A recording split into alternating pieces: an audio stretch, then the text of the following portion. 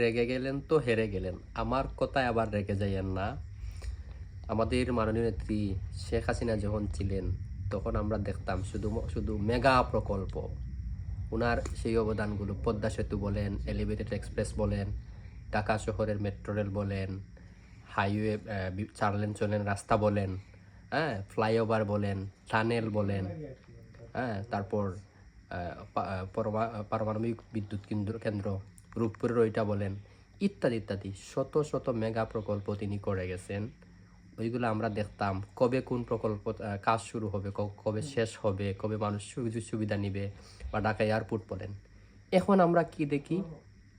প্রধানমন্ত্রী মেয়েকে নিয়ে সিনেমা দেখতে গেছেন। এখন আমরা কি দেখি?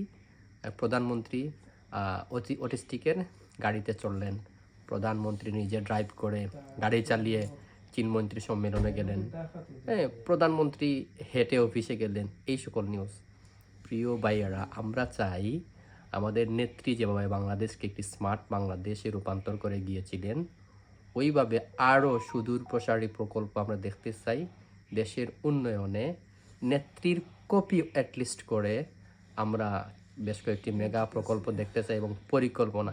তিনি বলেছিলেন I have a plan, we have a plan, সেই প্ল্যানটা আমরা দেখতে চাই।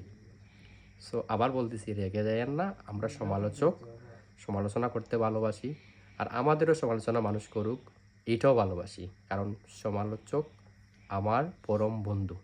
Good bye.